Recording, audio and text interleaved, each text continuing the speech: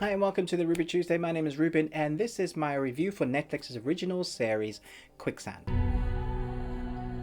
Quicksand would be considered in some places a mini-series because it's only 6 episodes, but in the UK that's kind of standard for kind of small series sizes. Each episode's around the 45-minute mark. It took me 3 days to get through all the episodes because this is very dark. Quicksand starts off with this character named Maya.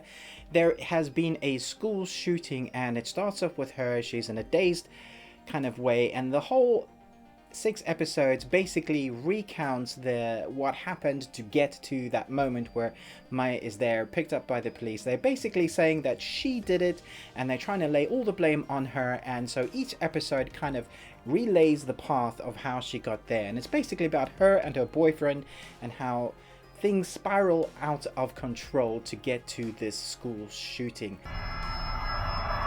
And it's the first time I've ever had a message from Netflix saying please don't review this series without having seen all 6 episodes, and normally I would watch the entire series unless they only give me a few episodes to watch, in which case in my review I will say, hey, I've only seen a few episodes, so it's not an entire review. But this is the first time I've ever had a message from Netflix. And I can say that that was the right decision, because actually you only find out in the last minute of the 6th episode what happened fully in that classroom. And you could go and skip it and just find out, but that would ruin the event. Now I would say that the acting in this is probably much better than I'm giving it credit for, although I haven't given it any credit yet, but the acting in this is so good that I kind of lost myself inside the story very quickly. From episode 1, I watched this with my wife, and I did watch it with my one teen who thought it was too dark for him, so he moved along. And so I watched this with my wife, the first episode, and this was too dark for her, and then we stopped and I watched it over the next couple of days. The story is really engaging, but the content, as it's so real, this stuff does happen in the world today, so it does hit you hard, it does kind of grip you.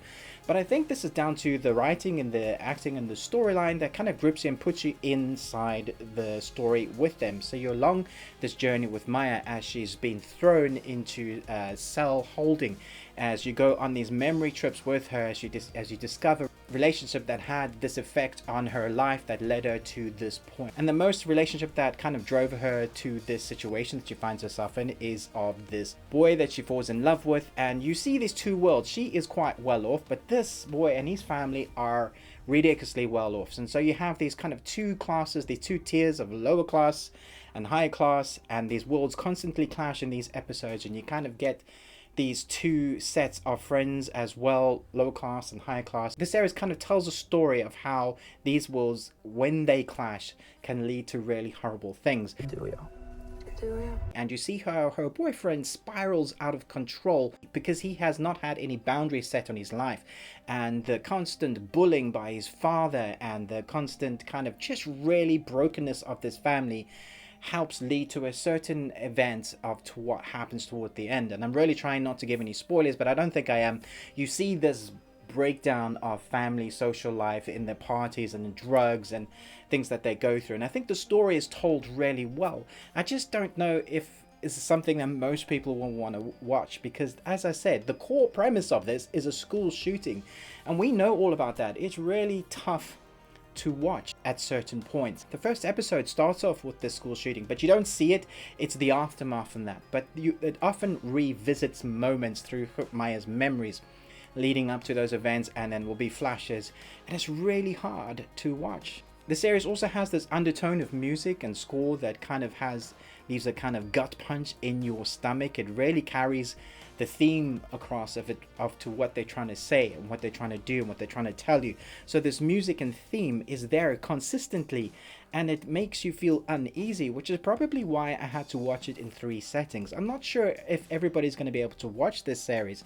I think it's good, but I'm not sure that it even needed to be made, because like I said, this has happened before. Everything in this series is excellent, and if you love good story, really dramatic stuff, then I guess you will be intrigued in this. I watched it and I'm not sure I'm ever going to go back and watch it again. Like I said, I think the acting, the storytelling, the cinematography, the score, beautifully intertwined to make a really good story of 6 episodes. But man, at the end I was left feeling pretty low. It's like a gut punch, and you do find out what happens, and it does make you think and ask questions, and you go, I wonder if that really kind of happens, and that if that does affect society in that way, and people are affected that way. Yeah, hard one to watch, but really good. I'm gonna have to give this an A.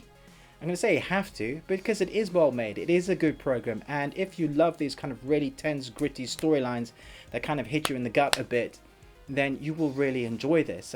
Some people won't be able to take this on. Maybe you shouldn't watch this if you are really affected by these kind of storylines, but I thought it was good. So put this in your list if you can handle that kind of storyline, or maybe avoid this if this kind of affects you quite a lot. Thanks for watching this review. Let me know what you thought about this, if you've watched it, or what you think about this kind of genre and storyline. But most of all, until next time, remember, live long and Tuesday.